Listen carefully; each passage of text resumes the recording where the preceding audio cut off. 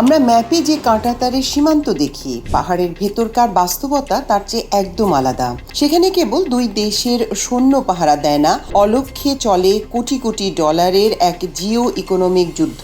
আজ আমরা কথা বলবো এমন দুটি পাহাড়ি করিডোর নিয়ে, যা দিল্লির সাউথ ব্লক, ইসলামাবাদের রাওয়ালপিন্ডি কিংবা ঢাকার নীতি নির্ধারকদের রাতের ঘুম উড়িয়ে দেয়। ম্যাপে ভারত বাংলাদেশের সীমান্ত যেখানে মেঘালয়ের খাসিয়া পাহাড় ছুঁয়েছে, সেখানে খাতা কলমে বাণিজ্য একরকম আর ভেতরের ইকোনমি আরেক রকম। বাংলাদেশের সিমেন্ট ফ্যাক্টরি আর ইট ভাটাগুলোর লাইফলাইন হলো মেঘালয়ের এই কয়লা আর চুনাপাথর। কিন্তু 2014 সালে ভারত ন্যাশনাল গ্রিন ট্রাইব্যুনাল পরিবেশ বিপর্যয়ের কারণে মেঘালয়ের র্যাট হোল মাইনিং বা ইঁদুরের গর্তের মতো করে কয়লা তোলা নিষিদ্ধ করে। আইনি নিষেধাজ্ঞার পর কি হলো? ব্যবসা কি বন্ধ হয়ে গেছে? একদমই না।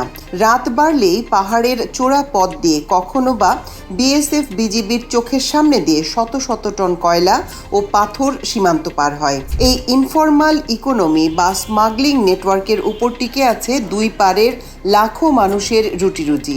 ঢাকা বা দিল্লির পলিসি মেকাররা যতই কড়াকড়ি করতে চান না কেন, লোকাল ইকোনমির এই বিপুল চাপের কাছে তাদের মাথা নত করতেই হয়। কারণ এই সরবরাহ চেন ভেঙে পড়লে বাংলাদেশের কনস্ট্রাকশন সেক্টরে বড় ধাক্কা লাগে, আর ওপারে খাসিয়া পাহাড়ের অর্থনীতি থমকে যায়।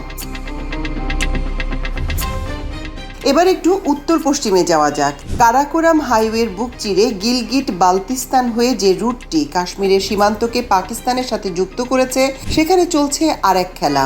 এটি কেবল একটি পাহাড়ি রাস্তা নয়, এটি 65 বিলিয়ন ডলারের চীন পাকিস্তান অর্থনৈতিক করিডোর বা সিপিইসির মূলধমনী। তুষারাবৃত দুর্গম পাহাড় কেটে তৈরি এই রুট দিয়ে চীনের জিনজিয়াং থেকে মালামাল সরাসরি চলে যাচ্ছে পাকিস্তানের গাদার বন্দরে। দিল্লির সাউথ ব্লক এই রুটটিকে দেখে তাদের সার্বভৌমত্বের উপর আঘাত হিসেবে, কারণ এটি বিতর্কিত কাশ্মীরের উপর দিয়ে গেছে। কিন্তু ইসলামাবাদ আর বেইজিং এর কাছে এটি এক মাস্টার স্ট্রোক। তবে এই মেগা প্রজেক্টের আড়ালে রয়েছে এক অলিখিত অর্থনীতি। সীমান্তের দুই পারের স্থানীয় উপজাতিরা বছরের পর বছর ধরে শুল্ক ফাঁকি দিয়ে যে আদিম ব্যবসা চালিয়ে আসছে, তা এই আধুনিক হাইওয়ের চেয়েও শক্তিশালী।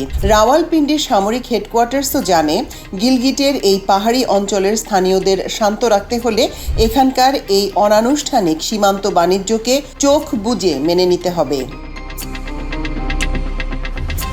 পাহাড়ের এই অলিখিত অর্থনীতি আমাদের শেখায়, ভূরাজনীতি যতই কাঁটাতারের বেড়া দিক না কেন, ভূগোলের খিদে আর লোকাল ইকোনমির প্রয়োজন সেই বেড়াকে বুড়ো আঙ্গুল দেখিয়ে নিজের পথ ঠিকই খুঁজে নেয়।